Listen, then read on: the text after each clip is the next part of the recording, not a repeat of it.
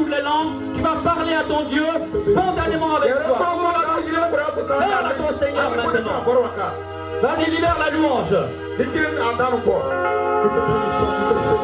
Parle au Seigneur, parle, il t'écoute, parle. Dieu là, parle. Oh Dieu, merveilleux Seigneur. Ton nom est vivant. Nous adorons ta présence. Nous célébrons ton nom, Seigneur. Nous faisons mémoire de tes refaits. Merci pour ta présence au milieu de nous. Merci d'être notre Seigneur et notre Sauveur. Merci d'être notre Dieu, un Dieu vivant, un Dieu agissant, un Dieu opérant, le Dieu désormais. Oh Seigneur, que ta présence enveloppe ce lieu, que ta présence sanctifie ce lieu, que ta présence bénisse ce lieu. Tu es merveilleux, Seigneur. Alléluia, on acclame le Seigneur. Acclame le Seigneur, on s'assied. On s'assied, on peut s'asseoir. On peut s'asseoir, on peut s'asseoir.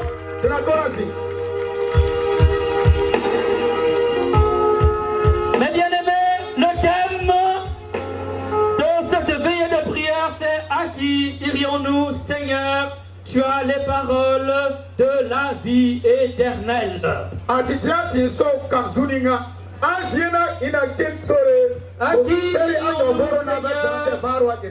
les paroles de la vie éternelle. À qui irions-nous, Jésus? Tu as les paroles de la vie éternelle. Nous sommes dans l'évangile selon Saint Jean,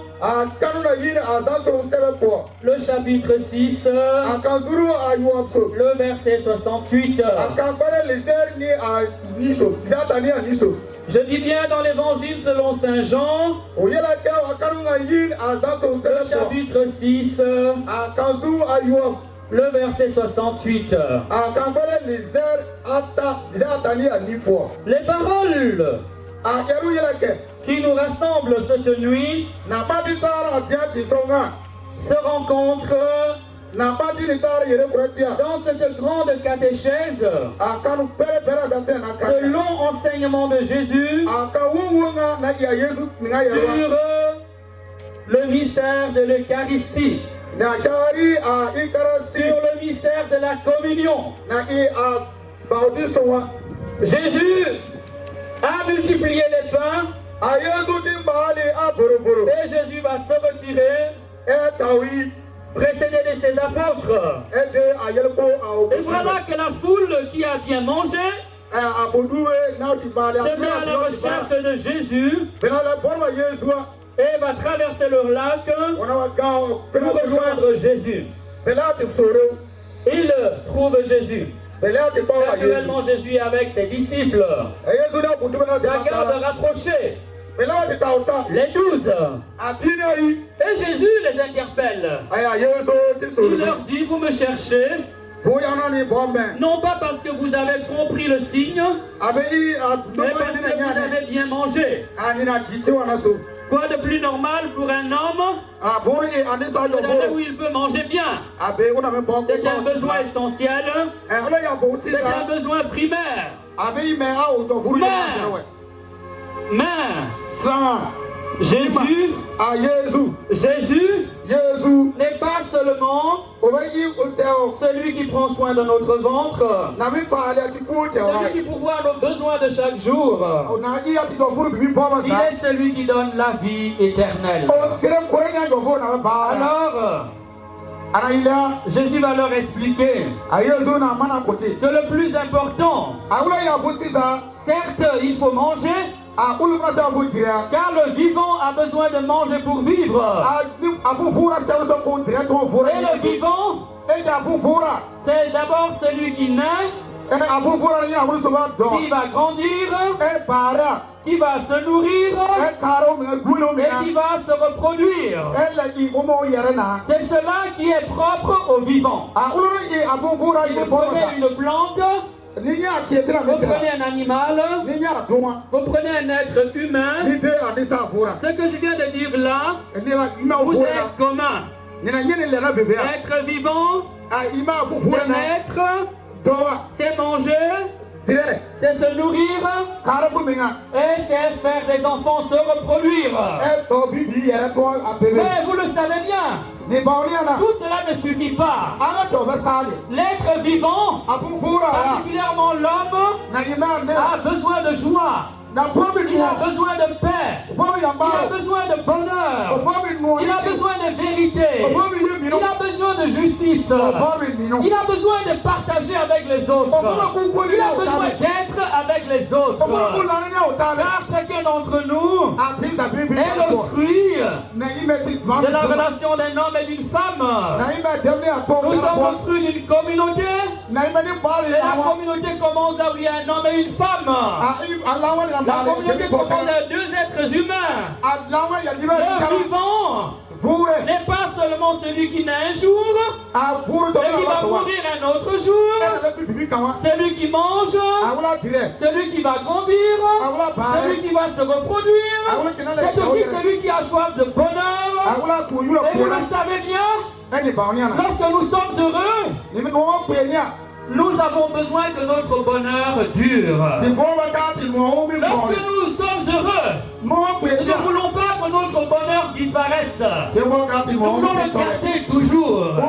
Sur cela, c'est-à-dire que le vivant, l'homme qui a la vie, l'homme qui peut se mouvoir, l'homme qui peut manger, c'est aussi l'homme qui aspire à vivre toujours. Car vouloir être heureux toujours, c'est vouloir vivre toujours. Personne ne veut que son bonheur passe. Personne ne veut que sa réussite passe. Personne ne veut que sa joie s'arrête. Amen. Amen. Amen. Et Jésus a enseigné aux foules qui se pressaient autour de lui quel est le secret, quel est le lieu, quel est le moyen où ils peuvent recevoir ce bonheur qui ne finit pas. Cette vie qui ne finit pas. Car l'homme fait le constat amer que s'il est né un jour, il mourra aussi un jour. L'homme fait le constat amer que ce qu'il a aimé chèrement, ce qu'il a aimé tendrement, ce qu'il a aimé plus que sa vie parfois. Car un homme peut aimer son semblable plus que sa vie. Une mère peut aimer son enfant plus qu'elle-même. Et nous savons qu'une maman peut faire toutes sortes de choses pour nourrir son enfant. Nous savons qu'une mère est capable de se vendre pour donner la vie, pour protéger la vie, pour sauver la vie de son petit. Amen. Amen. Amen. Hélas, le vivant, c'est aussi celui qui connaît la mort. Il va connaître la mort. À peine avons-nous commencé à vivre, à peine avons-nous commencé à être heureux, que déjà le bonheur est en train de se sauver. Et nous sommes en train de courir après lui. À peine as-tu trouvé le bonheur, et déjà tu te rends compte qu'il est en train de te filer entre les doigts. Et qu'il faut le chercher en permanence. À peine avons-nous commencé à goûter à la vie. Car un homme va travailler dur pour réussir. Il va travailler dur pour réussir un homme. Une femme va travailler dur pour réussir. Mais bien aimé, et quand il a longuement travaillé, et qu'il peut jouir du fruit de son effort, du fruit de sa sueur, et déjà il se rend compte que sa vie est en train de partir. Un homme peut étudier longuement, un homme peut étudier beaucoup, et à peine a-t-il atteint le sommet, que déjà il va se rendre compte que ses forces ont déjà commencé à diminuer. Amen. Nous voulons vivre heureux, et nous voulons vivre heureux toujours. Pour cela, c'est-à-dire que nous aspirons à vivre éternellement. Il y a dans le cœur de l'homme un appel au bonheur éternel.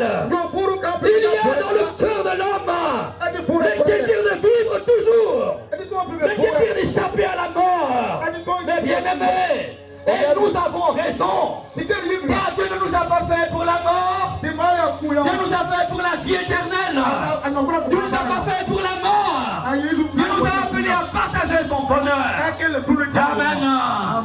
Jésus va dire aux foules, vous me cherchez, mais vous n'avez pas compris que les nourritures de ce monde ne peuvent pas vous donner le bonheur dont vous avez faim.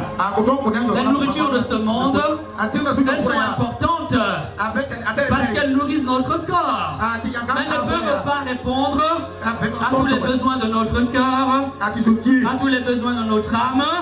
Ils sont limités. D'ailleurs, eux-mêmes ont un commencement. D'ailleurs, eux-mêmes commence.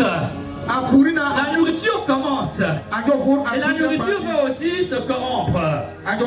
Le bouton que nous mangeons, le cochon dont nous nous nourrissons, les plantes que nous mangeons sont des réalités vivantes qui ont commencé un jour et qui vont mourir, n'est-ce pas?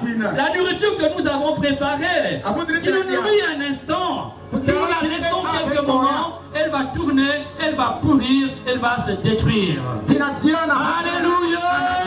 Alléluia! La réponse de Jésus sera, la réponse de Jésus sera: cherchez la nourriture qui demeure pour la vie éternelle. Cherchez la nourriture qui demeure pour la vie éternelle. Cherchez le moyen qui vous permettra d'échapper à la mort. Cherchez le moyen qui vous permettra d'avoir le bonheur que rien ne pourra vous voler, que rien ne pourra vous retirer. Amen. Amen.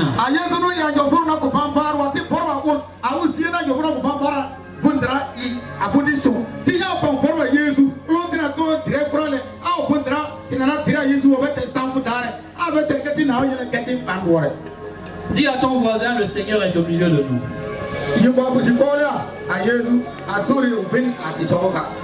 Je vais donner un signe de ce que le Seigneur est déjà en train de faire. Après, nous allons vérifier tout à l'heure. Ce n'est pas le moment encore.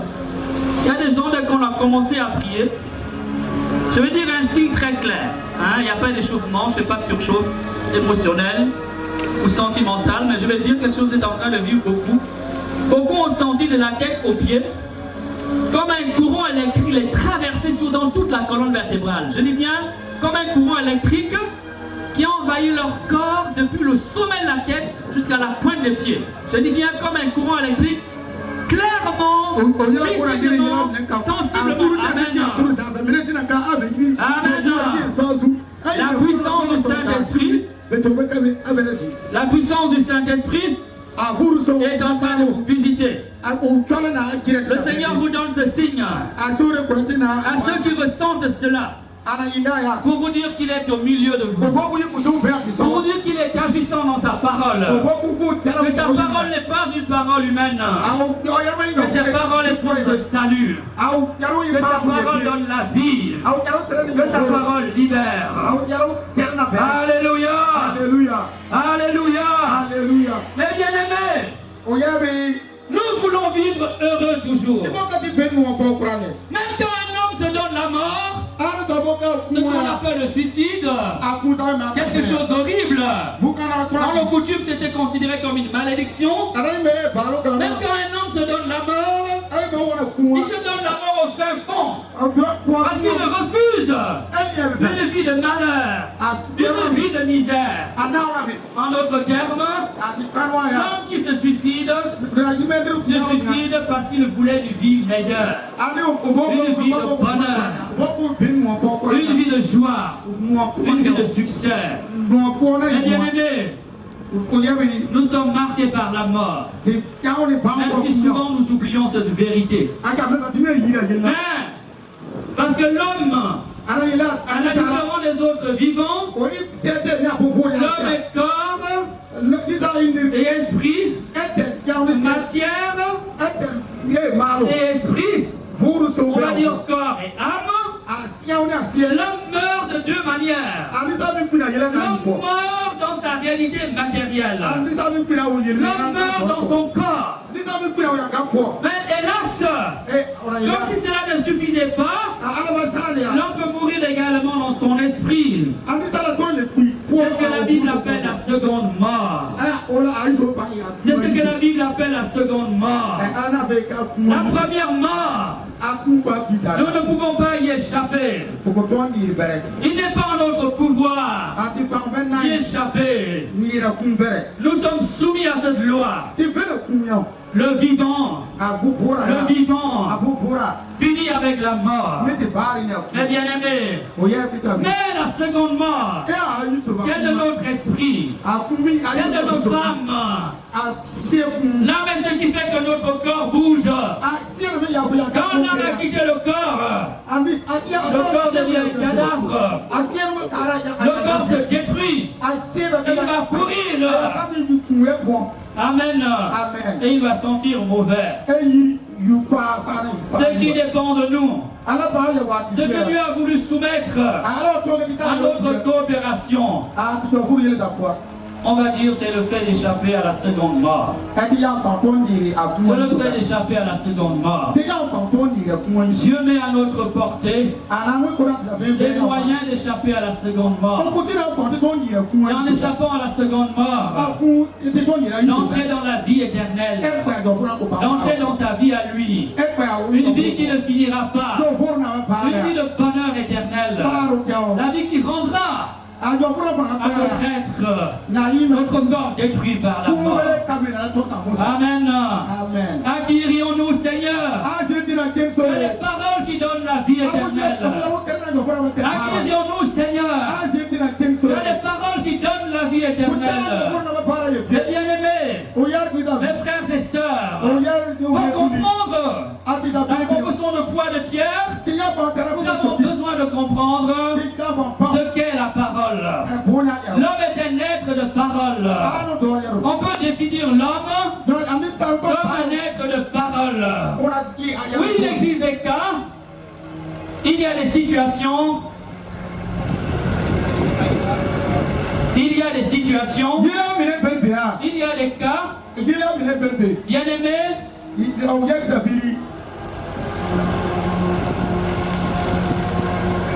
il existe des cas, il existe des situations, bien aimés, où l'homme ne parle pas. Même quand cela arrive, quand cela devient, c'est un accident, c'est un problème de santé, c'est la maladie. Mais bien aimé, cela n'est pas normal. Mais normalement, l'homme est un être de parole. Et c'est quoi la parole? Car si nous comprenons ce qu'est la parole dans la vie de l'homme, son importance dans la vie de l'homme, le rôle qu'elle joue dans la vie de l'homme, nous pouvons comprendre facilement le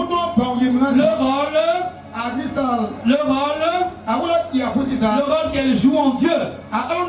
C'est quoi la parole? On peut expliquer la parole de différentes manières. Il peut y avoir plusieurs définitions, les unes étant plus ou moins compliquées. Une question, c'est la parole. On va faire simple. On va dire que la parole est un instrument. La parole est un outil. C'est tout à fait une définition à notre portée. C'est-à-dire quelque chose qui nous permet de réaliser une action. Par exemple, Daoud te permet de travailler, de labourer le sol. La machette te permet de débrousser ou de couper du bois. La parole dans la vie humaine est comme un instrument. Un instrument qui permet à l'homme de réaliser beaucoup de choses. C'est la différence de la machette que tu as, à la différence de la houe que tu as, du crayon qui te permet d'écrire. La parole est un instrument qui est lié à ta propre personne. La parole est liée à ton être. La parole est un instrument dont tu ne peux pas te séparer. Elle fait partie de toi. Alors à quoi sert cet instrument? Oh mes bien-aimés, la parole sert à beaucoup de choses. La parole sert à énormément de choses. Dans un premier moment, la parole nous permet d'échanger avec les autres.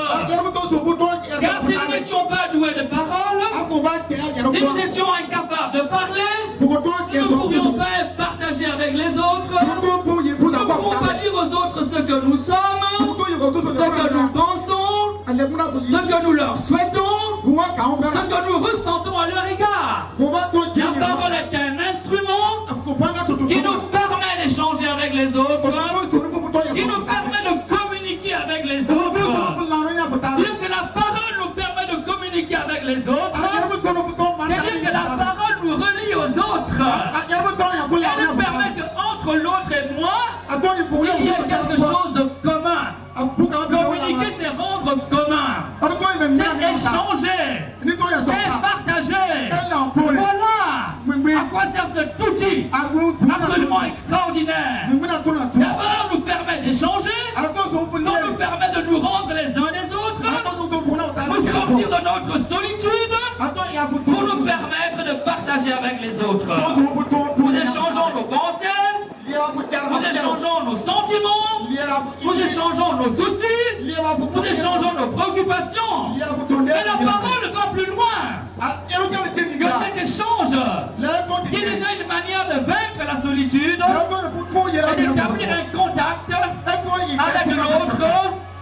avec l'autre, qui en lui-même est tout un monde qui m'échappe. La parole me permet également d'édifier l'autre. Elle permet d'enseigner. La parole permet d'enseigner. Elle permet de corriger. Et vous le savez bien, l'homme est aussi un être qui apprend. La parole est cet instrument, cet outil.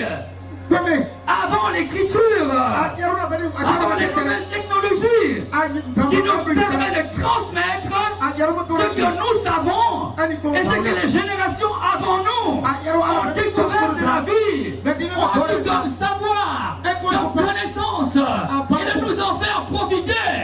Oh, la parole est un instrument merveilleux. La parole est un outil merveilleux. Tout ce que Dieu a fait est bon, même si hélas, nous l'utilisons toujours pour le mal, ou souvent pour le mal, pour nuancer mon propos. Amen. La parole sert également à encourager et à consoler. Et cette fonction est merveilleuse. Car l'homme a besoin d'encouragement. Quand tu es seul dans la difficulté, quand personne ne croit en toi, la parole d'un ami, la parole d'un parent, la parole d'un proche, une parole de bienveillance peut redonner de la force à ton âme alors que tu ne croyais plus en toi-même. Il suffit d'une bonne parole, il suffit d'une parole dite avec amour, prononcée avec beaucoup de bienveillance, pour que toi qui avais perdu le goût de la vie, pour que l'homme qui avait perdu le goût de se battre, l'homme qui ne croyait plus en lui-même et qui avait décidé de tout laisser tomber, retrouve de la force et se remet debout et à nouveau entreprend de mener les combats de sa vie. La parole fortifie, la parole fortifie, la parole donne du courage, elle communique de la puissance. Amen. Amen. Mais la parole console aussi. Quand tu as échoué, quand tu as un carrefour important de ta vie, parfois il suffit d'une parole pour que l'espoir renaisse dans ton cœur. Il suffit d'un conseil pour que l'envie de reprendre le chemin renaisse à nouveau dans ton cœur. Amen. Vous voyez donc que la parole est un instrument important qui construit le rapport avec les autres, qui nous permet de nous enrichir, qui nous permet de quitter notre solitude, pour établir des relations de communion, des relations qui nous enrichissent les uns avec les autres. Et vous voyez aussi que la parole finalement véhicule une force, une puissance, puisque lorsque tu es fatigué, une bonne parole peut te redonner du courage et de la force de te relever. Puisque lorsque tu es malade, tu es déprimé, que tu es triste, une bonne parole, un bon message visage, je te mets du baume dans le cœur, je te mets un parfum dans ton cœur. Et quand tu te sens ignoré de tout le monde, personne ne s'intéresse à toi. Quelqu'un te dit je t'aime. Quelqu'un te dit tu as du prix à mes yeux. Je t'aime, tu es unique. Je veux faire ma vie avec toi. Cette parole-là peut donner des ailes à une vie. Peut donner des ailes à une vie. Peut donner de la combativité à un cœur. Alléluia. Lève la main et bénis le Seigneur. Lève la main, lève la main. Dis Seigneur. Seigneur mon Dieu, merci pour ce merveilleux instrument qui est la parole. Tu m'as doté de parole. Que je peux faire beaucoup de bien. Avec la parole, je peux faire beaucoup de bien. Avec la parole. Oh Seigneur mon Dieu, je te bénis. Parce qu'avec la langue, je peux faire ce que l'argent ne me permet pas de faire. Parce qu'avec la parole, je peux donner la vie. Je peux construire la vie. Je peux bâtir la société. Je peux élever des générations. Bénis le Seigneur. Ouvre la bouche et bénis ton Seigneur. On l'acclame, on l'acclame, on l'acclame, on l'acclame. Mais bien-aimés, en comprenant l'importance de la parole, nous devons également, hélas, dire que la parole mal utilisée peut être un instrument pour te blesser. Elle peut blesser, exactement comme la machette blesse, comme la lame de rasoir coupe. Une parole peut blesser un cœur. Et une blessure qui peut rester ouverte toute la vie. Amen. La parole peut détruire. On parlera alors des paroles de malédiction. Bien sûr, la parole de malédiction prend différentes orientations. Amen. Amen. La parole qui blesse, ça peut être l'insulte, ça peut être une parole méprisante, une parole qui manque de respect à l'endroit de l'autre. Mais la parole qui détruit, ça peut être la parole qui maudit, mais aussi la parole qui médit, la parole qui souhaite du mal aux autres, la parole qui décrète le mal sur l'autre, que l'on appelle la malédiction. Mais la parole aussi peut détruire ce qu'on appelle la médisance. Lorsque tu comportes les défauts des autres, lorsque tu es heureux, lorsque tu es fier de pouvoir salir les autres, souiller la réputation des autres, tu utilises ce merveilleux instrument, non pas pour construire, non pas pour bâtir, non pas pour bénir, non pas pour élever, mais pour semer la mort. Mais pour semer la mort. Amen. Nous fêtons la divine miséricorde. Alors, dans les messages de Sainte Faustine, les messages de Sainte Faustine, elle dit ceci. Elle enseigne les 3 actes de la miséricorde divine. Elle dit ceci. Lorsque tu ne peux pas faire du bien à quelqu'un, parce que tu as force physique, parce que tu as ressources financières, que ton rang est incapable, tu peux toujours bénir la personne. Tu peux toujours utiliser ta langue pour faire du bien à la personne. Et Sainte Faustine, cette grande sainte, par l'entremise de laquelle le Seigneur nous a permis de redécouvrir sa divine miséricorde, va nous enseigner ceci, la parole de bienveillance, la parole qui bénit, est une manifestation, est une manière de faire miséricorde aux autres. Amen. Tourne-toi vers ton voisin. Il y a du monde ici. Est-ce qu'on m'entend au fond? Dites amen au fond. Je ne vous entends pas dans le fond. Non, je n'entends pas. Dans le fond. Dites amen. Dites Jésus, purifie mes lèvres. Dites plus pauvre des pauvres. La parole avec laquelle nous pouvons faire beaucoup de liens autour de nous. Hélas, avec la parole aussi, je peux détruire, je peux humilier, je peux médire, je peux maudire, je peux tuer, je peux tuer, tuer l'élan de quelqu'un, tuer le zèle de quelqu'un, tuer le dynamisme de quelqu'un. Mais bien aimé, nous avons besoin de comprendre cela. Du coup, la parole humaine dont nous faisons un mauvais usage, mais bien aimé, peut nous permettre de comprendre la confession de foi de Pierre. À qui crions-nous, Seigneur? Tu as les paroles de la vie éternelle. Tu as les paroles de la vie éternelle. Par la parole, l'homme est à la ressemblance de Dieu. On va dire les choses autrement. La parole en l'homme est un lieu où l'homme ressemble à Dieu. La parole en l'homme est un lieu de ressemblance entre Dieu et son Créateur.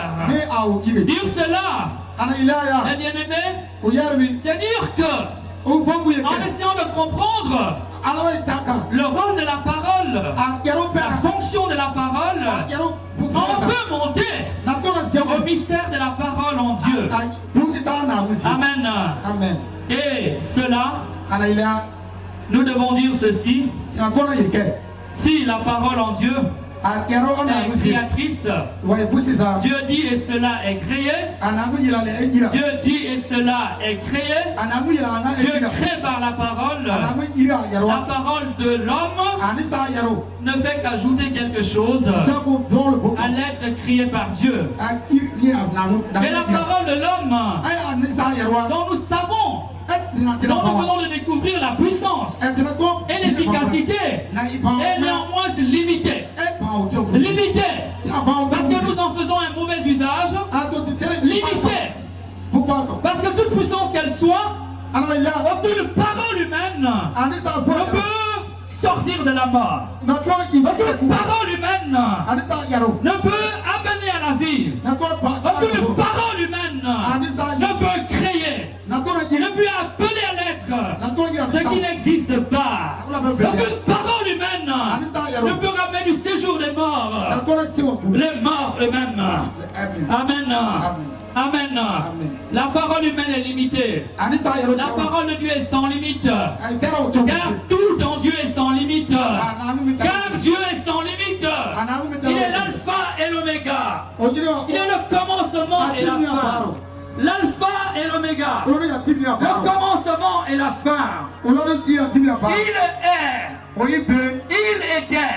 Il sera. La Bible dit l'éternel, celui qui est sans commencement et par qui tout commence, celui qui est sans fin, qui ne connaît pas la mort, qui est au-dessus de la mort, car il est le maître de toutes choses, qui a dit tout doit se réaliser. C'est bien sa parole est source de vie. De vie terrestre, de vie marquée par la mort, mais surtout de vie qui nous permet de vivre éternellement et d'échapper à la mort. La mort physique, car il y a la résurrection des corps, la mort spirituelle. Mais bien aimé, car notre âme, car notre esprit est appelé à connaître la communion intime avec Dieu.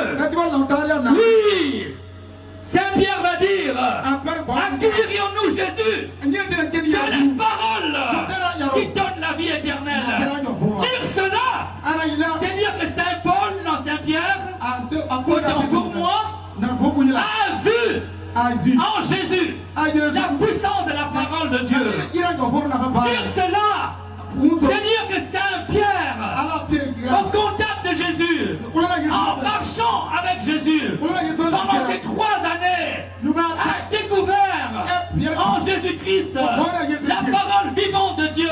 Celle qui est comme un glaive tranchant, celle qui pénètre le cœur et le corps, celle qui est capable de séparer l'âme de la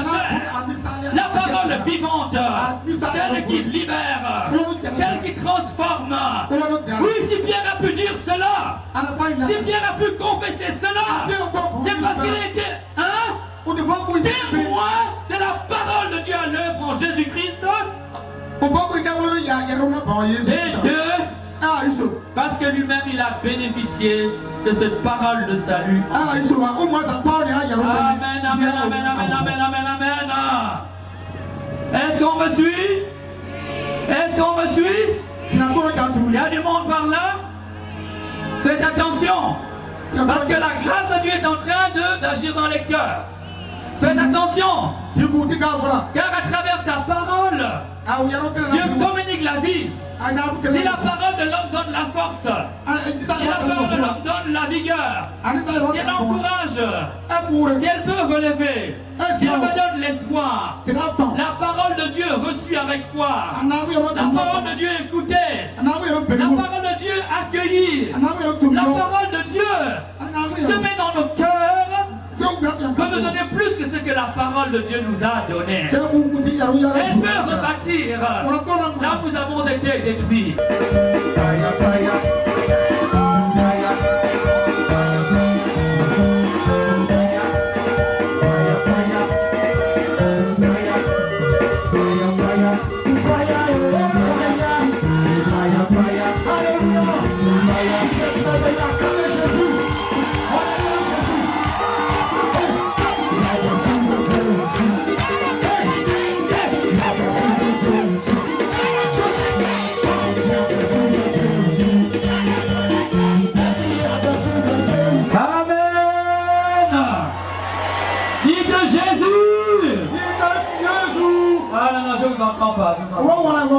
Dites Jésus. Jésus. Jésus. Vous voyez, en fait, les chrétiens sont bizarres. Vous ne connaissez pas la puissance du nom de Jésus. La puissance du nom de Jésus. Je vais raconter un petit témoignage. Je sors de mon thème. On va sortir un peu, on va glisser un peu, puis on va revenir. J'ai un témoignage d'une de nos sœurs. Sœur de la communauté que nous appelions, nous avons surnommé avec beaucoup d'humour Malokou. Ça dit quelque chose, hein. Malokou était une sœur assez particulière. Une sœur de la communauté. Elle avait un problème de cervical assez important. Mais quand Malokou louait le Seigneur, ses cervicales disparaissaient. Elle pouvait passer toute la semaine, ce genre de douleur, mais dès qu'on commence à louer le Seigneur, eh bien Malokou retrouve ses réflexes, sa souplesse naturelle. Alors, le témoignage de Malokou est le suivant. Un jour dans à Trècheville, à Abidjan, avec une de ses copines, elles allaient faire des courses. Et voilà que, au détour d'une ruelle, un jeune homme, un loupard, arrive avec un couteau. Il m'en prend le couteau, il plante dans le ventre de Malokou. Je garde volontairement le petit nom de ma soeur, que les anciens connaissent. Il prend son couteau, il met dans le ventre de Malokou, il dit « Tanti, vite le sac !» On peut imaginer l'agressivité d'un loupard qui est en train de braquer quelqu'un. Alors, ma soeur, qui était accompagnée d'une copine, la copine dit pardon, ne fais aucun geste, il est drogué, il est dangereux. Vite le sac, on ne meurt pas pour un téléphone. Amen. C'était mal connaître Malokou. Et la foi de Malokou. Alléluia. Malokou, je ne sais pas s'il a pensé à ce qu'il y avait dans son sac. Je ne sais pas, tout le monde peut imaginer ce qu'il peut avoir dans ce sac. Elle a fait des courses. C'est donc quelque chose de précieux. Malokou regarda fixément le braqueur, le loupard. Elle oublia soudain qu'elle avait un couteau planté dans son ventre. Elle regarda le loupard et dit, spontanément comme ça, vous savez, il y a des choses qui viennent spontanément, sans avoir fait exprès. Elle dit Jésus. À peine avait-elle soupiré Jésus, que le loupard s'est écroulé. À peine avait-elle dit Jésus que le loupard s'est écroulé, comme s'il avait été frappé puissamment. Amen. Amen. Première surprise était Maloko elle-même. Sa copine était encore plus surprise. Elle dit mais Maloko, bon, elle a dit son nom, je ne dis pas son vrai nom. Elle dit mais tu as la foi, tu as la foi, mais tu as la foi. Amen. Deuxième miracle, opéré par le nom de Jésus, c'est que non seulement le loupard se retrouva par terre, mais le nom de Jésus l'avait aidé à retrouver tout à fait ses esprits. Ça veut dire que les effets de la drogue se sont volatilisés immédiatement devant la puissance du nom de Jésus. Amen. Amen. Amen. Vous ne me croyez peut-être pas, mais je sais que c'est vrai. Chez moi, dans ma communauté à Libreville, on a un de nos jeunes, Rodrigue, là je peux me permettre de dire le nom, Rodrigue, un chantre. Nous avions un groupe de jeunes. Et comme cela arrive un peu partout, vous savez, les sorciers, c'est des gens têtus, qui n'ont peur de rien et qui méprisent les autres. Il y a une petite sorcière qui rentre dans le groupe. On ne sait pas qu'est-ce qu'elle était venue. Bon, vous savez, nous les chrétiens, on est ouverts, on accueille tout le monde. Hein? Oui, ça fait partie de l'évangile. Jésus aime tout le monde. Amen. Attention, il n'a pas dit qu'il cautionne tout, ça veut dire qu'il veut sauver tout le monde. Amen. Et maintenant, il y avait une petite fille, jeune fille, une adolescente qui est rentrée. Alors, mon fils Rodrigue avait l'habitude, chaque fois il me dit Jésus. Une fois, la fille assise à côté, il dit Jésus. La fille qui était assise recule. Amen. Elle était assise à côté. Dès qu'il a dit Jésus, elle s'est déplacée. Amen. Ça a duré un certain nombre de jours. Et puis le frère a fini par se rendre compte que chaque fois il disait Jésus, cette jeune fille-là dégageait, arrivait à la place. Et puis la jeune fille est venue me dire, mon frère, je vais te dire un secret. En fait, je suis venu avec vous là. Je suis là, on fait les prières et tout, mais la vérité c'est que j'appartiens à Satan. Je suis une grande sorcière. Je ne suis pas venu prier. Je suis venu juste pour vous embrouiller. Alors, Rodrigue prend la jeune fille. Il m'amène la jeune fille. Une jeune fille. Au-dessus de tout soupçon, innocente et naïve, en apparence. Il dit, mais ma fille, donc tu es comme ça, dit, oh mon père, vraiment, c'est pas de ma faute. C'est papa et maman qui m'ont mis dedans. C'est papa et maman qui m'ont, j'ai compris, on va t'aider. Je donne le rendez-vous à la jeune fille. Vous savez quoi? Ça fait déjà plusieurs années que ce jour n'est plus jamais revenu. Elle n'avait pas tout simplement envie de quitter la sorcellerie. Elle était venue pour nous embêter, pour nous fatiguer. Amen. Le nom de Jésus, le nom de Jésus, le nom puissant de Jésus, c'est le nom au-dessus de tout nom. C'est le nom qui guérit, c'est le nom qui purifie, c'est le nom qui lave, c'est le nom qui délivre, c'est le nom qui pardonne, c'est le nom qui réconcilie, c'est le nom qui fait trembler l'enfer. C'est le nom qui fait trembler l'enfer. C'est le nom qui fait trembler l'enfer. Amen. Il faut apprendre à le prononcer avec plus de foi, avec plus de certitude, avec plus de joie. Et vous verrez la puissance de ce nom. Oh chrétien, tu ignores de quoi Dieu t'a doté. Tu ignores quelle puissance Dieu a mis en œuvre en toi. Amen. Le nom de Jésus. J'aimerais qu'on prononce le nom de Jésus. On va le dire, prononcer avec foi. On va le prononcer 7 fois avec foi. 7 fois, je dis bien avec foi. Il y a une spiritualité du nom de Jésus. Il y a une spiritualité du nom de Jésus qui a fait les plus grands saints, qui a produit toute une sainteté extraordinaire. Malheureusement, et cette spiritualité consiste tout simplement à invoquer le nom de Jésus, à répéter Jésus, Jésus, Jésus, Jésus, Jésus. Et ça fait les très grands saints. Amen. Simplement la répétition, l'invocation du nom de Jésus. Car dire le nom de Jésus, c'est établir un contact avec une personne. Dire le nom de Jésus, c'est établir une relation avec la personne. Dire le nom de quelqu'un, c'est interpeller la personne. Amen. Amen, amen, amen, amen, amen, amen, amen. Amen. Alors, si tu es prêt, tu lèves la main, on va dire Jésus avec foi. Quand tu es prêt, tu lèves la main, on va dire Jésus avec foi. Seigneur, en prononçant ton nom ici, avec foi, je te demande d'écraser la tête de Satan, de briser la puissance maléfique et de déverser ta miséricorde dans les cœurs, dans les corps, dans les âmes, dans les vies. Nous confions ceux qui ont des blocages. Blocage dans les études, blocage dans le travail, blocage dans les finances, blocage dans le mariage, blocage dans la capacité à donner la vie, la sérénité. Seigneur, nous te confions.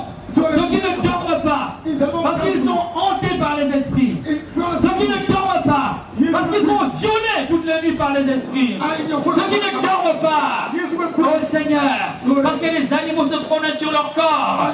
Ceux qui ne dorment pas, oh Seigneur, parce qu'on a décidé de les embêter, parce qu'on a décidé de les tourmenter, parce qu'on a décidé de les faire souffrir.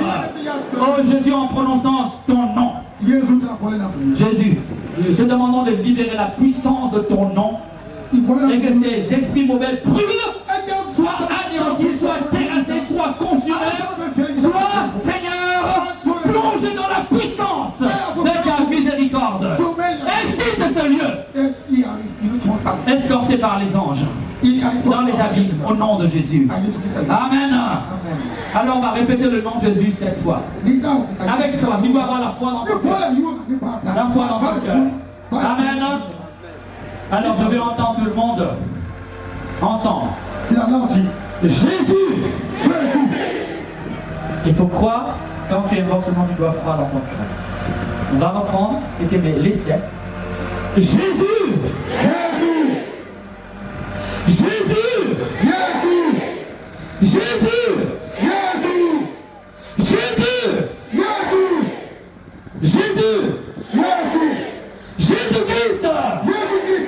Jésus-Christ! Jésus-Christ! Jésus-Christ! Jésus-Christ! Jésus-Christ! Jésus-Christ! Jésus-Christ! Jésus-Christ! Jésus-Christ! Jésus-Christ! Jésus-Christ! Jésus-Christ! La puissance du nom de Jésus est libérée. On acclame le Seigneur. Et je suis sûr de mon Dieu. Les malades guérissent. Les possédés sont libérés. Parce que le nom de Jésus est au-dessus de tout nom. Est au-dessus de tout nom. Alors nous allons retrouver notre cher ami Pierre. Puisque c'est lui qui nous enseigne ce soir.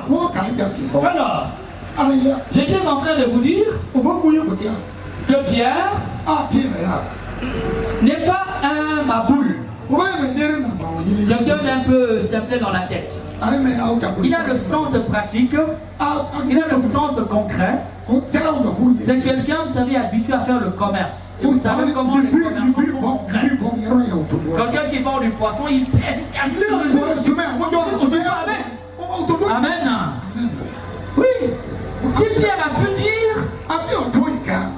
de Jésus que je n'ai plus besoin de chercher ailleurs. Je n'ai plus besoin de chercher ailleurs. C'est toi qui donnes la vie éternelle. C'est parce que Pierre a touché de son doigt. Parce que Pierre a vu de ses yeux la puissance de la parole de Dieu. L'éternité de Dieu. Agir en Jésus. Agir par Jésus. Agir en Jésus-Christ. Oh Seigneur, à qui rions-nous? Tu as les paroles qui donnent la vie éternelle. Pierre a vu les résurrections opérées par Jésus. Pierre a vu les malades guérir. Pierre a vu les démons être transformés. Pierre a vu les possédés être affranchis. Pierre a vu Jésus marcher sur la mer. Pierre a vu Jésus multiplier le pain et le poisson. Pierre a vu Jésus guérir et nourrir des foules. Amen. Il a vu. Et c'est pour cela qu'il a confessé. Amen. Mais ça ne suffit pas. Ça ne suffit pas. Il y en a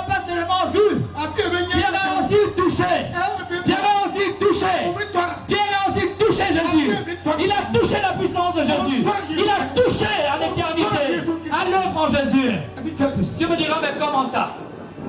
Eh bien, souviens-toi qu'un jour, Jésus a invité Pierre. Non, Pierre a invité Jésus dans sa maison. Jésus s'est invité chez Pierre. Et au moment où Jésus reçoit son maître, Pierre reçoit son maître, mais celle qui doit préparer le festin est malade. Il n'avait pas prévu ça. Vous imaginez, vous invitez quelqu'un de cher, quelqu'un de grand, et au moment où vous arrivez, la personne qui doit tout apprêter est malade. Ah là, vraiment c'est terrible. Hein? Tout est gaspillé, vous-même vous êtes déjà dérangé. Les invités sont dérangés, c'est la honte pour vous quoi. Mais Jésus est passé par là, il est rentré dans la chambre, il a pris la belle-mère de Simon-Pierre. La parole dit Jésus a menacé la fièvre et instantanément la belle-mère a été guérie. Elle s'est mise à servir dans la maison. Amen. Pierre a touché. Il n'a pas seulement vu. Dire qu'il a touché, c'est dire que lui-même il a fait l'expérience de la parole qui donne la vie éternelle. Il a fait l'expérience. Mais ça ne s'arrête pas là. Un autre jour, on vient dire à Pierre, oh Pierre, tu n'as pas encore payé l'impôt. Oh Pierre dit à Jésus, mais maître, on va nous embêter. On dit qu'on n'a pas payé l'impôt. Jésus dit à Pierre, oh Pierre, tu sais, qui paye l'impôt? C'est pas le roi qui paye l'impôt, l'enfant des rois. Mais pour ne pas t'embêter, hein Pierre, cours vite, cours, sois la rivière. Amen. Et Pierre s'est mis à courir. Au moment où il a dit, mais je vais faire quoi la rivière? Et Jésus lui dit, mais écoute, tu vas à la rivière, tu lances comment on appelle ça? L'hameçon. Le premier poisson que tu attrapes, tu l'emmènes tout de suite. Pierre court à la rivière, il lance dès qu'il veut, ça mort il tire. Il sort le poisson, il arrive à Jésus, il dit c'est moi le poisson. Il s'attendait à ce que Jésus lui dise, mais va vendre le poisson au marché. Il croit que Jésus allait dire va vendre le poisson au marché. Non, j'ai transformé un peu. J'en ai transformé un peu. On est tout à fait dans l'histoire, quoi. Mais il me faut prendre un peu pour que vous rentriez dans, on va dire, l'intelligence du texte. Ce qu'il y a derrière le mot, ce qu'il y a derrière la parole. Amen. Jésus ne dit pas va vendre le poisson. Il dit ouvre le poisson. Dès qu'il ouvre le ventre du poisson, il trouve exactement tous les arriérés d'impôts et tout l'impôt qu'il n'avait pas payé. Et même pour Jésus même, tout ça dans le ventre du poisson. Amen. Pierre n'a pas seulement vu, il a aussi touché. Il a touché l'argent que Jésus a donné pour qu'il paye l'impôt. Il a touché cela. Il est allé payer l'impôt. Alléluia. Mais ce n'est pas fini. Oh, Pierre a fait des expériences avec Jésus. Il a fait une expérience avec Jésus. Je vais raconter encore notre témoignage. Un jour, Jésus va enseigner un coin un peu comme ici, quoi. On prend un peu des exemples en Afrique. Et puis pour arriver à l'endroit, il y a un lac. Ils prennent la pirogue, ils travaillent sur un. Et puis bon, ils font ce qu'ils ont à faire là-bas, c'est-à-dire ils enseignent, les foules sont contentes, Jésus donne à manger à tout le monde chante et danse, c'est nerveux quoi, on n'a pas envie de repartir. Amen. Amen. Et à ce moment-là, il va se passer quelque chose. Jésus dit aux apôtres, écoutez, allez-y. On fait quoi? On a qu'une seule pirogue pour aller. Il dit, mais allez-y, on va faire devant. Pierre, c'était un bon pêcheur. C'était un bon marin, il connaît bien l'eau. Il connaît bien la mer. Pierre et ses amis prennent la barque et commencent à traverser. Amen. Arrivé au milieu du lac, on ne sait pas qu'est-ce qui s'est passé. Un vent violent s'est levé. Pierre a commencé à avoir peur. Tout ce qui était là dit non. Le vent est bizarre. La tempête est bizarre. Comment on va faire? Que le maître n'est même pas là avec nous. Le maître n'est même pas là avec nous. Parce qu'une autre fois, ils étaient dans la mer, en plein bateau. Pierre était dans le bateau avec Jésus. Et Jésus s'est allongé pour dormir. Il a tempête qui arrivait, les gens commençaient à pleurer. On va mourir, on va mourir, on va se noyer ici. Pourquoi tu nous as amenés ici? C'est comme ça que tu sauves. Et puis il y a un qui est allé lever, je dis, maître, toi aussi. Tu n'as pas pitié de nous. Tu n'as pas pitié de nous. Nous on va mourir. Peut-être que toi tu as ton secret. Nous on n'a pas suivi parce qu'on va mourir. Nous on va vivre. Amen. Maître, ça ne te fait rien que nous bénissions. Quelle a été la réponse de Jésus à Pierre? Je peux entendre la réponse. Qu'est-ce que Jésus a dit?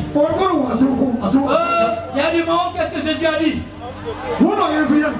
Homme de peu de foi. Hein? Jésus s'est levé. Il a dit, silence vent, silence.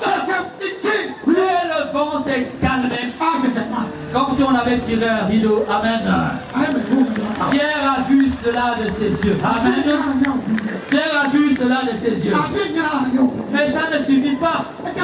Jésus avait besoin de montrer aux apôtres qu'il est. Parce qu'un homme ne doit pas dire au hasard que Jésus est Dieu. On ne peut pas dire une telle parole à la légère. Et Pierre n'est pas quelqu'un de léger. Ce n'est pas un maboulheureux. Ce n'est pas un maboulheureux. Les gens qui passent autant à la fête, moi ils font la fête sans réfléchir, sans se faire des soucis. Non, Pierre a le sens du rien, du concret. C'est un commerçant, c'est un pêcheur de poissons.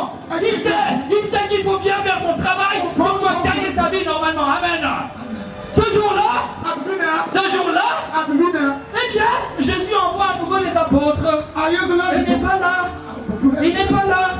Et voilà que la tempête se lève. Et vous savez qu'est-ce qui va se passer?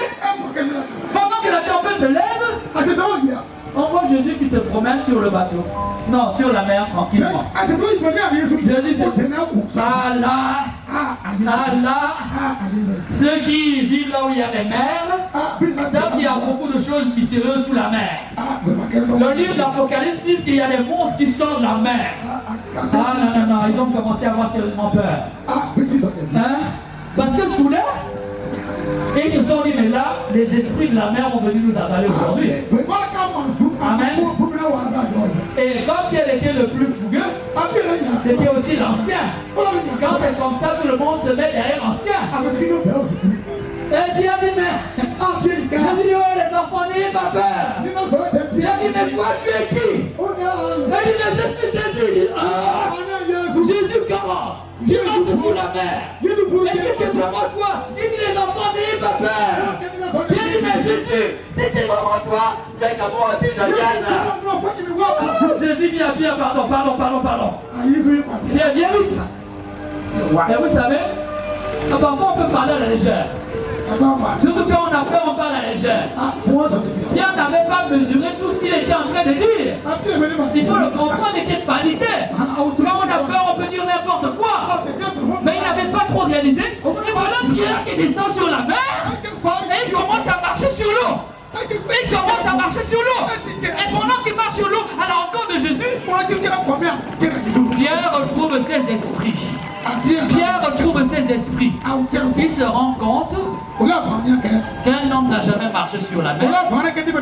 Ça existe dans des récits mythologiques, ça existe dans les rêves, mais dans le réel, plus le bon marin, plus le bon pêcheur, ça n'existe pas.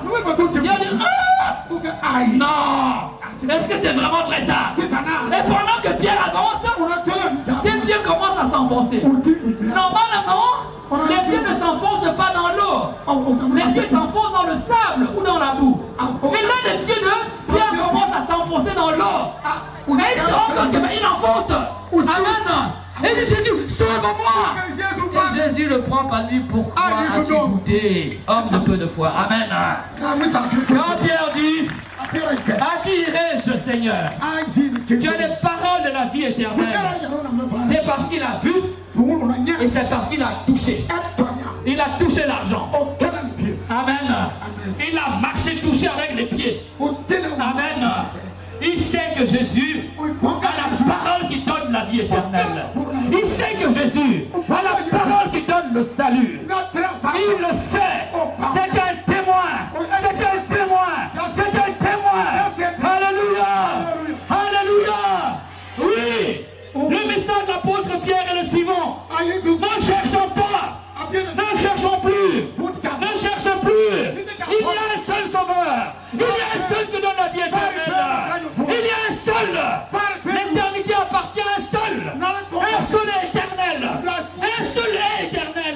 Toutes les religions l'appellent Dieu. Tous les hommes l'appellent Dieu. Et ce un seul qui est Dieu, qui est créé le ciel et la terre, qui a créé le jour et la nuit, qui a créé le monde des esprits et le monde des vivants. C'est un seul là, c'est un seul là. Tu dis et cela advient, tu dis et cela arrive. C'est un seul là qui est manifesté en Jésus de Nazareth. Amen. Acclame le Seigneur. Acclame le Seigneur, c'est pas un amen ça. Oh, acclame. En Jésus de Nazareth, l'éternité nous a parlé. En Jésus de Nazareth, l'éternité est entrée dans le temps. En Jésus-Christ de Nazareth, la parole qui est au commencement avant toute chose. La parole de la vie, la parole de la vérité, celle qui par tout a été fait, celle pour qui tout a été fait, c'est manifesté à nous. C'est la parole du salut, c'est la parole de la vérité, c'est la parole de la lumière. Si tu crois cela, tu seras sauvé. Si tu crois cela, le salut entre dans ton cœur. Si tu crois en cela, la grâce de Dieu habite en toi. Si tu crois en cela, tes péchés sont balayés, lavés. Si tu crois en cela, les démons qui habitaient ton cœur sont brûlés et anéantis. Si tu crois en cela, la maladie ne peut pas t'accabler. Si tu crois en cela, même si ta vie était un échec, il peut la reconstruire. Car il a la parole qui donne la vie éternelle. Amen. On acclame le Seigneur. Non seulement Pierre a vu et touché, mais Pierre est devenu lui-même un instrument de salut. Amen. Un instrument de miséricorde. Un instrument de miséricorde. Car quand Dieu nous sauve, c'est parce qu'il nous fait miséricorde. Quand Dieu nous sauve, c'est parce qu'il a pitié de nous.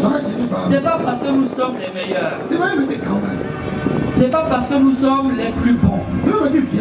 Ce n'est pas parce que nous sommes les plus innocents. Quand Dieu sauve un homme, c'est parce que Dieu a compassion de lui. C'est parce que Dieu a pitié de lui.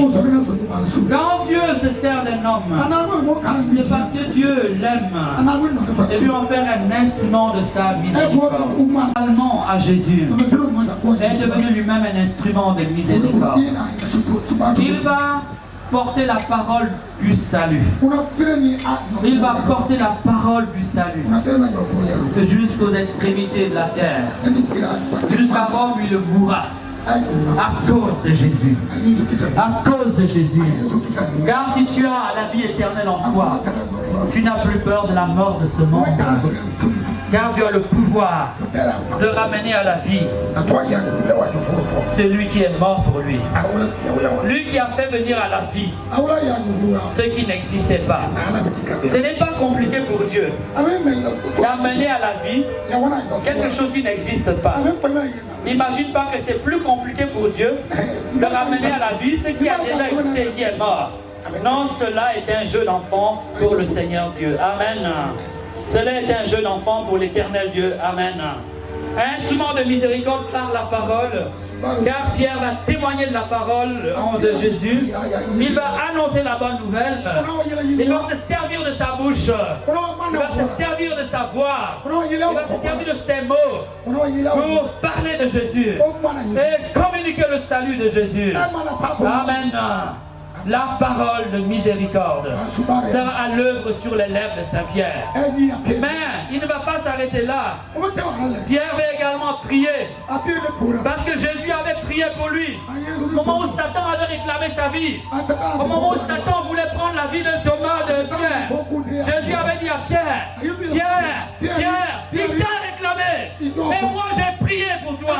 Quand tu seras revenu, affermis tes frères. Conduis tes frères. Marche devant tes frères. Enseigne tes frères. Père mes agneaux. Père mes brebis. Amen. Oui, Pierre est devenu non seulement celui qui a exercé la parole de miséricorde, mais aussi celui qui a exercé la prière en bon papa. pasteur du troupeau que Dieu lui avait confié. Il a prié. Il a prié pour les troupeaux. Il a prié pour les brebis à lui confier. Et Pierre n'a pas seulement fait cela, il a également tendu sa main pour consoler, pour guérir, pour affermir, pour relever de la maladie, pour délivrer les captifs. Le livre des Actes des Apôtres nous montre la puissance de Dieu opérant à travers l'apôtre Pierre. On dit qu'il suffisait qu'il passe, et à son nom, les malades étaient guéris, les possédés étaient délivrés. Dieu a fait de lui un instrument de miséricorde. Au moment où nous célébrons la fête de la divine miséricorde, j'aimerais que vous reteniez déjà cela. Si nous croyons qu'en Jésus, la parole de la vie nous est manifestée, l'éternité a été dévoilée, l'éternité nous est communiquée. Nous n'avons pas d'autre choix que nous aussi d'être des instruments de miséricorde. Et Saint Faustin nous a enseigné ceci. Pour être un instrument de miséricorde, il faut apprendre à bien utiliser sa bouche. Il faut utiliser sa bouche pour enseigner, sa bouche pour bénir, sa bouche pour consoler, sa bouche pour encourager. Il faut utiliser sa bouche pour faire du bien et non pas pour faire du mal, non pas pour détruire et diviser, non pas pour maudire et médire, mais pour construire. Amen. Célébrer la divine miséricorde, c'est d'abord s'engager à cela. Comme Pierre également, non seulement nous devons nous engager à utiliser ainsi notre parole, mais nous devons également nous engager, comme on dit, à prier pour les autres. Il y a des gens pour qui nous ne pouvons rien faire, parce que nous-mêmes nous sommes toujours limités. Si nous ne pouvons pas leur parler directement, nous pouvons prier pour eux. Nous devons prier pour eux. À l'image de Jésus, comme l'apôtre Saint-Pierre. Alléluia. Bien sûr, nous ne devons pas nous contenter de prier et de belles paroles. Quand nous en avons les moyens, nous devons également porter secours à notre prochain. Nous devons aider autour de nous. Nous devons soulager autour de nous. Nous devons partager avec qui a faim. Nous devons encourager celui qui désespère. Avec le peu que Dieu nous a donné, nous devons pouvoir partager. Comme vient l'adage, j'ai envie de dire de partout. Si il y en a pour un, il y en a pour deux. Si on a pour deux, il y en a pour trois. Et souvent en partageant, Dieu multiplie. Alléluia. Alléluia. Acquérions-nous, Seigneur. C'est les paroles qui donnent la vie éternelle. Mais bien aimés, j'ai vu la puissance de la parole de Dieu à l'œuvre. Il y a 3 ans, je suis allé prêcher en République centrafricaine à l'occasion des 30 ans de notre maison là-bas. C'était puissant. Le Seigneur s'était glorifié. Il a glorifié sa parole, pas ses pauvres serviteurs, mais sa parole à lui, car c'est une parole de salut. Et je me souviens à la fin de ce service, on avait prié pour la délivrance, pour la guérison. À la fin de la prière, une femme s'approche de moi. Elle me dit, mon père, je suis prêt à donner ma vie pour Jésus. Car voyez-vous, mon père, je suis la plus grande sorcière de mon quartier. J'avais un cancer du sein. J'ai fait tout ce qui était possible de faire en sorcellerie pour que le cancer guérisse. Il n'a jamais été guéri. J'avais un cancer du sein. Avec le peu de moyens financiers que j'ai tout fait. Et le cancer n'est jamais fini.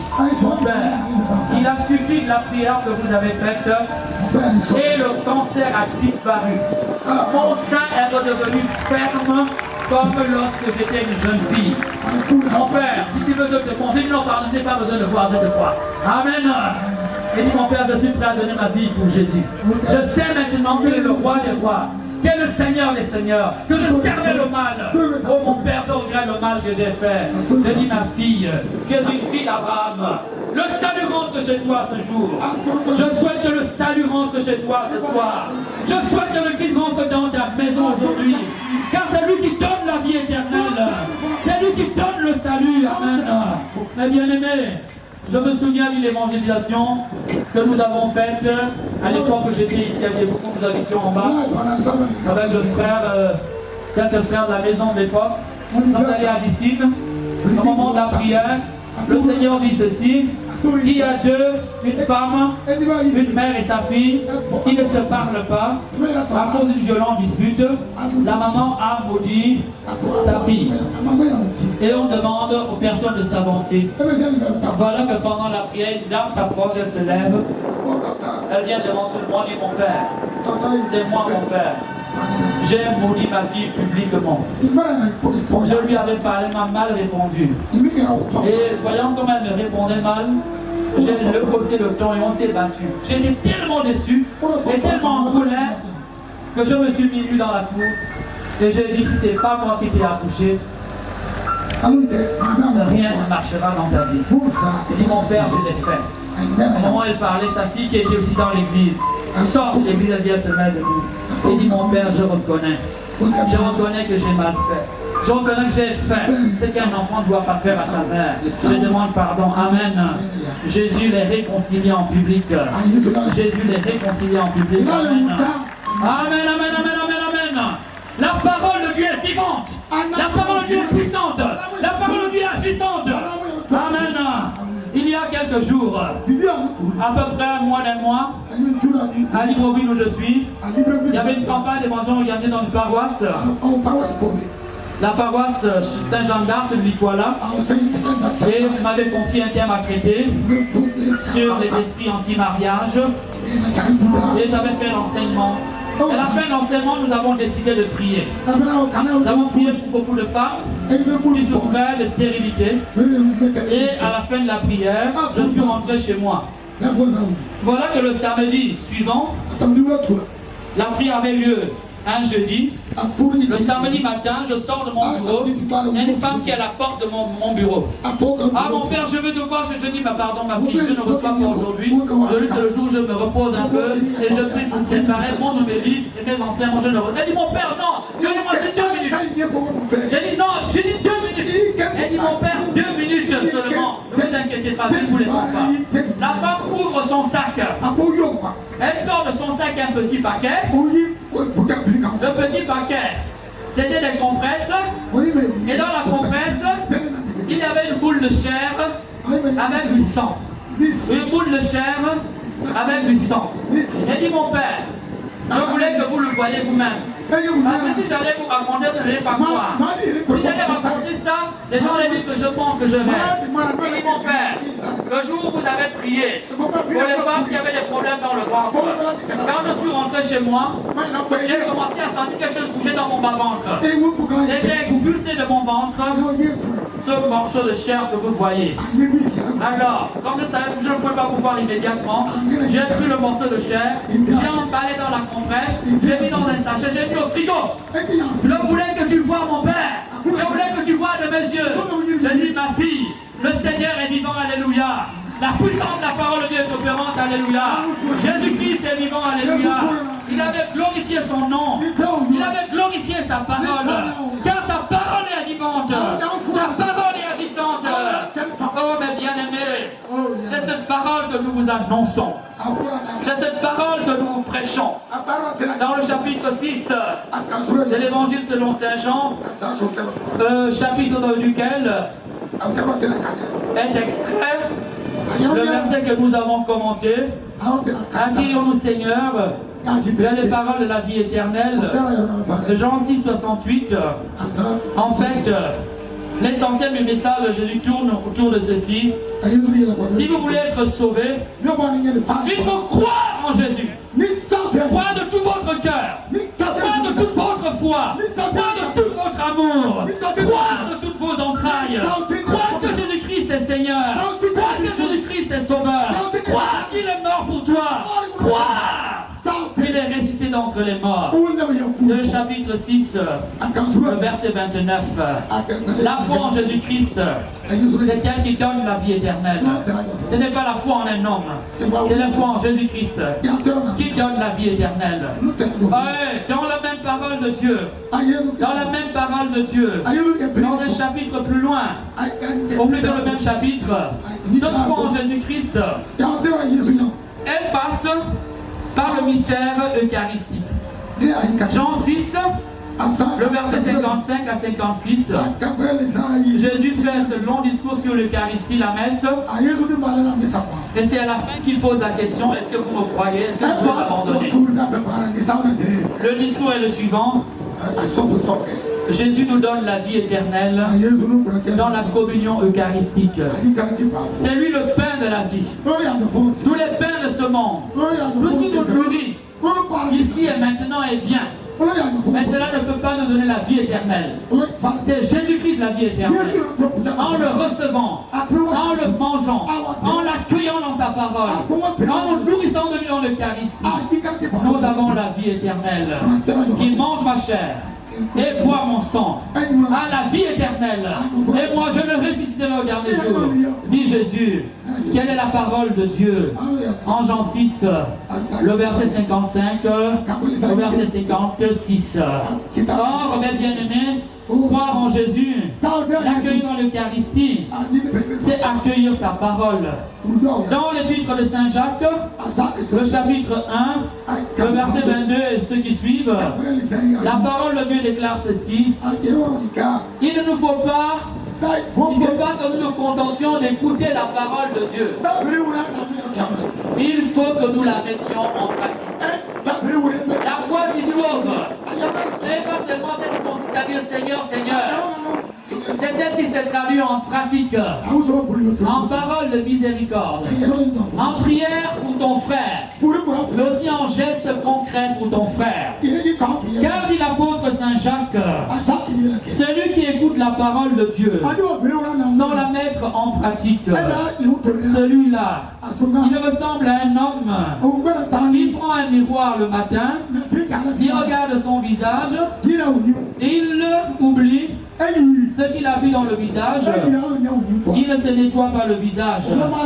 Oh mes frères et sœurs, nous devons, en accueillant Jésus, pratiquer sa parole. Nous devons, en accueillant Jésus, mettre en pratique sa parole. Mettez la parole de Dieu en pratique. Ne soyez pas seulement des auditeurs qui s'abusent eux-mêmes. Car qui écoute la parole de Dieu sans la mettre en pratique ressemble à un homme qui observe sa physionomie dans un miroir. Il s'observe, part et oublie comment il était. Amen. Celui qui fait ainsi se ferme lui-même la porte du salut. Je souhaite de tout mon cœur, je souhaite de tout mon cœur qu'il ne se trouve personne parmi nous qui écoute la parole de Dieu ainsi ce soir. Il est content, il est content, il trouve que ce sont des bonnes paroles. Et puis quand il rentrera chez lui, il oubliera de mettre la parole en pratique. N'oublie pas de mettre la parole en pratique. Sinon, tu es cet homme-là qui se lève le matin, il a des crachats dans les joues, tout à fait toutes sortes de choses au visage. Il regarde le miroir, au lieu de se nettoyer le visage, de peigner ses cheveux, il sort comme ça, il va au travail. Vous comprenez que cet homme-là a un petit problème dans l'esprit. Il y a quelque chose qui ne tourne pas rond dans sa tête. Amen. Il y a beaucoup de chrétiens qui écoutent la parole de Dieu de cette manière-là. Mes bien-aimés, ils ne sont pas loin du salut. Ils ne sont pas loin du salut. Je parle de manière positive. C'est une manière de leur dire ceci. Il faut mettre la parole de Dieu en pratique. Il faut appliquer la parole de Dieu. Il faut appliquer la parole de Dieu. Pardonne à tes ennemis. Bénis tes amis. Bénis ton entourage. Bénis tes ennemis. Partage avec celui qui a faim. Donne-lui dans la main avec celui qui était ton ennemi. Fais de ton ennemi un ami. Fais de ton prochain un parent. Lève-toi et mets-toi en œuvre. Mets la parole de Dieu en œuvre. Amen. C'est cela qui change le monde. C'est cette manière d'écouter la parole de Dieu qui change la société. Amen. Chez moi, les églises poussent comme des champignons. J'ai l'habitude de dire aux gens, mais les églises poussent plus que les hôpitaux et les écoles. Mais je ne vois pas la société changer. Mais normalement, plus il y a les églises, plus la société doit changer. Plus les gens prient, et écoutent la parole, plus leur vie doit changer. Si les églises poussent et se multiplient, et les gens sont toujours pareils, c'est qu'en fait, vous allez à l'église pour vous amuser, pour vous distraire. Vous n'allez pas pour recevoir le salut. Vous ne voulez pas du salut. Vous voulez vous distraire. Amen. Amen. Amen. Mes bien-aimés, lève ta main, je vais finir. Dis avec moi, Seigneur Jésus. Seigneur Jésus, je reconnais mon péché. Seigneur Jésus, en ce jour consacré à la miséricorde, je crois en toi. Je crois que tu es mon Seigneur. Je crois que tu es mon Sauveur. Je crois que tu es mort pour moi. Je crois que tu es ressuscité d'entre les morts. Je crois que tu as la parole qui donne la vie éternelle. Oh Jésus, ne me laisse pas repartir comme je suis venu, avec mes péchés, avec mes démons, avec mes maladies, avec mes blocages, avec mes problèmes de mariage, avec mes problèmes d'enfantement, avec mes problèmes de conception, avec les divisions de ma famille, avec la colère qui habite mon cœur, avec la méchanceté qui habite mon âme, avec le refus de pardon qui habite ma vie. Oh Jésus miséricordieux, j'ai confiance en toi. Oh Jésus miséricordieux, j'ai confiance en toi. Je suis un voleur, libère-moi du vol. Je suis un fornicateur, libère-moi du péché. Je suis un menteur, libère-moi du mensonge. Oh Jésus, oh Jésus, sauve-moi, sauve-moi, sauve-moi, par ta miséricorde, sauve-moi, purifie ma langue, purifie ma bouche, purifie mes mains, lave ma tête, lave mes pieds, lave mon être. J'ai besoin de toi Jésus, j'ai besoin de toi Jésus, j'ai besoin de toi Jésus. Amen, amen. On acclame le Seigneur.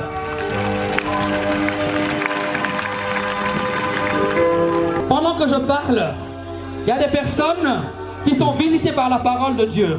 Il y a certains qui sentent comme si elles s'étouffaient. Je dis bien, ce n'est pas un effet de surchauffe. Ce n'est pas lié au fait que vous êtes serré. Vérifiez bien, prenez tout à fait vos aises. Vérifiez que vous n'êtes pas gêné par le voisin. Mais il y a des personnes qui sentent comme si elles étouffaient. Comme si elles étouffaient. Il y en a parmi elles, c'est comme si on voulait même les étouffer au niveau de la gorge. Elles sentent des choses bouillonner en elles. Comme si quelque chose voulait sortir. Il y en a d'autres, c'est comme si elles voulaient, comment dire, se sauver d'ici. Comme si une force voulait les pousser à se sauver et à quitter ce lieu. Je demande à ces personnes de se mettre debout et de venir se mettre ici devant l'allée. La puissance du Seigneur est sur elles. Pendant que nous sommes en train de prier, d'autres personnes ont tout le corps. C'est comme si on avait plongé le corps dans le feu. Tout le corps brûle de la tête aux pieds. Je dis tout le corps brûle de la tête aux pieds. De la tête, tout le corps en feu. Ce n'est pas un effet de la chaleur. Ce n'est pas un effet de la chaleur. La puissance de la parole est en train de vous visiter. Je vous demande également de quitter vos places et de venir vous mettre ici devant. La puissance de Dieu vous visite maintenant. Pendant que je suis en train de prêcher et de parler, d'autres personnes sont en train de guérir. Je ne leur demande pas de s'avancer maintenant, je vais le faire en son temps. Mais c'est des personnes qui sentent les os commencer à craquer. Vous savez comme ça qu'on peut rester au bas des marches. Voilà, vous restez au bas des marches. C'est les personnes qui ont des problèmes de rhumatisme. Je vais donner un signe très clair. Vos os se mettent à craquer. Vous savez comme un peu, comme on craque les doigts des mains. Voilà. Les os se mettent à craquer. C'est comme si on craquait. Pour certains, c'est comme si on touchait tous les os. Vous savez à craquer, c'est physique. La puissance de Dieu est en train de vous visiter. Je demande à ces personnes, il y en a plus que ça, d'inviter les amis venir se mettre devant. Vous pouvez rester en genoux, vous pouvez rester debout, vous pouvez également vous asseoir, peu importe. Je demande à ces personnes de quitter leur banc et de venir devant. La puissance de Dieu opère dans leur cœur. La puissance de Dieu opère dans leur corps. Oh Père, par le nom de Jésus, pendant que nous prions, que ta parole se manifeste, que ta parole vivifie, que ta parole guérisse, par le nom de Jésus, que les démons soient chassés, par le nom de Jésus, que les maladies soient anéanties, par le nom de Jésus, que les malédictions soient levées, par le nom de Jésus, que les cœurs se convertissent, par le nom de Jésus, que les vies soient transformées, par le nom de Jésus, qu'un Saint-Esprit nouveau soit répandu. Qu'une grâce nouvelle soit donnée. Gloire à toi, Seigneur, le cœur.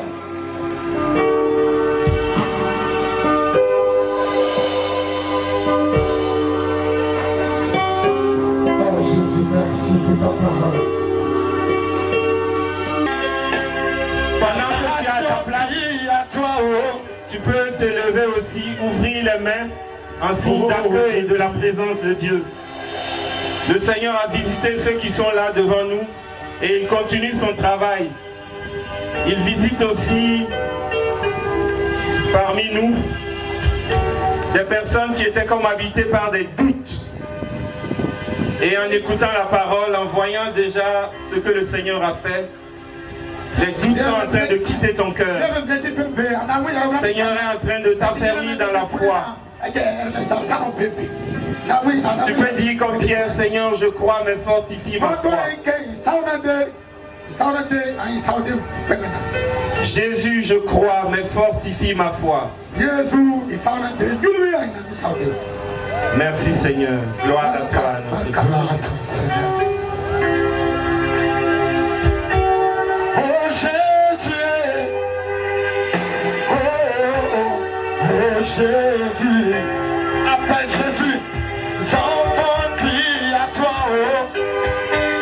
Arc de Dieu, oh Jésus,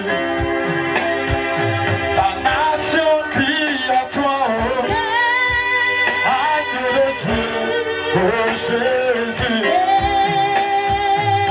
les enfants crient à toi, Arc de Dieu, oh Jésus.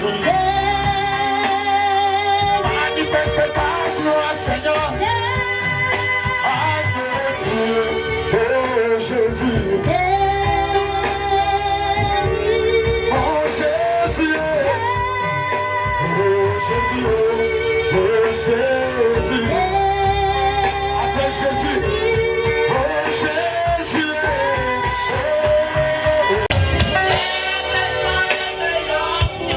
Comme le jour de la Pentecôte, appelle-le. Dès qu'on vous a imposé la main, vous regagnez votre place. Dès que vous vous imposez la main, vous regagnez votre place.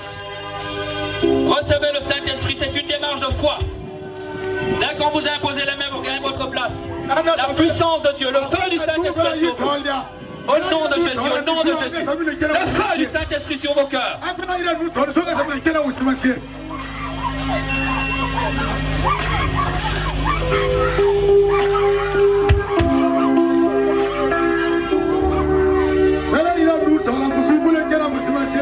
Alléluia, Alléluia, Alléluia,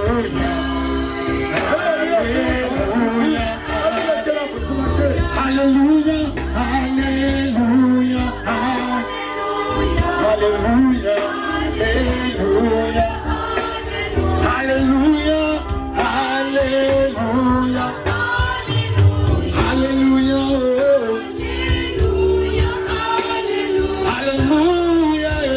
Alléluia, Alléluia, Alléluia.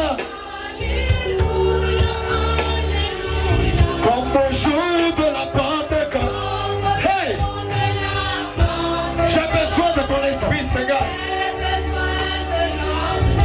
Comme au jour de la Pentecôte. Oh, j'ai besoin de toi, Seigneur. Oui, comme au jour de la Pentecôte. J'ai besoin, Seigneur. Oui, comme au jour de la Pentecôte. Moi, j'ai besoin, Seigneur. Oh, Alléluia. Alléluia. Alléluia. Alléluia. Alléluia. Alléluia. Alléluia.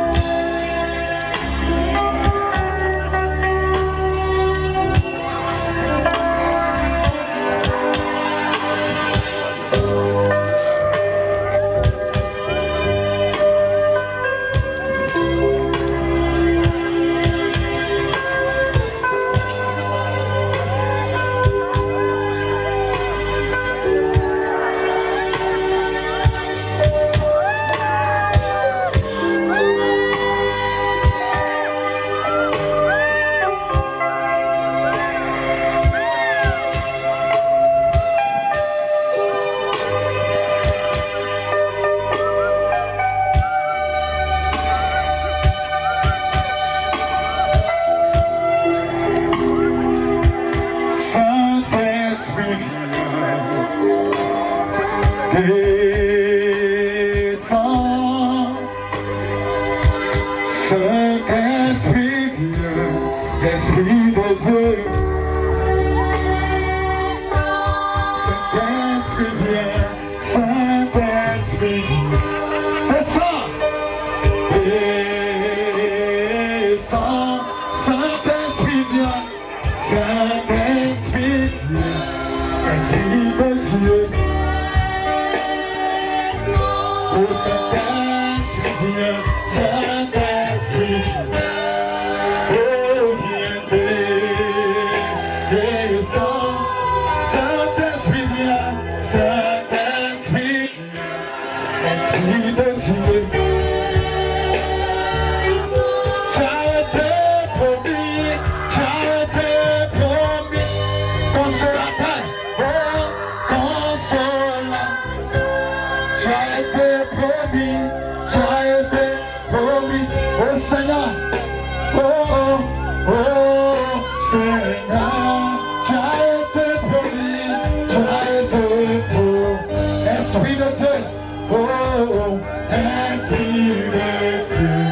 Saint-Esprit viens, Saint-Esprit viens, Esprit de Dieu. Oh, tu as été promis, tu as été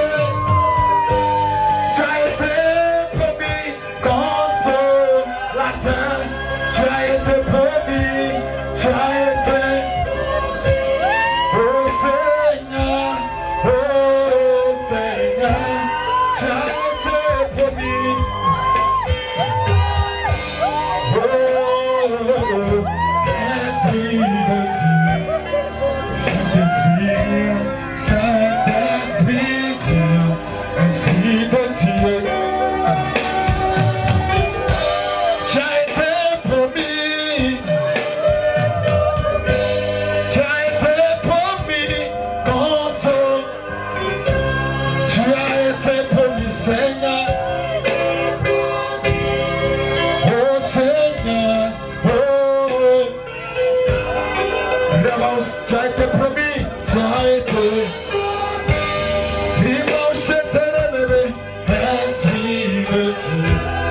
Saint-Esprit viens, Saint-Esprit viens, Esprit de Dieu.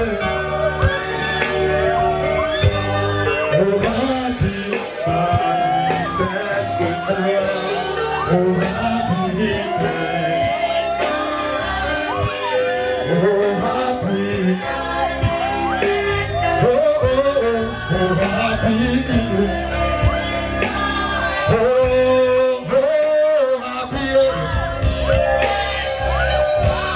oh Rabbi. Esprit de Dieu, manifeste-toi. Esprit de Dieu. Esprit de Dieu, descends dans nos vies. Esprit. Descends, agis. Là-bas au chevet, Esprit de Dieu. Descends, agis, Seigneur. Oh, Esprit de Dieu, oh, il passe au milieu de nous, il touche ta vie. Descends et agis. Oh, Esprit de Dieu. Alors, on va faire quelque chose. Tu vas tenir la main de ton voisin le plus proche. Le voisin ou la voisine. Celui-là même qui est auprès de toi, tiens sa main s'il te plaît. Tiens sa main. Et on va reprendre ce cantique. Tiens sa main s'il te plaît. Et nous allons ensemble reprendre ce chant. Le chant n'est pas compliqué. Ça peut aller. Est-ce qu'on peut reprendre? Oh Rabbi. Et pendant que tu seras en train de chanter, tu vas voir.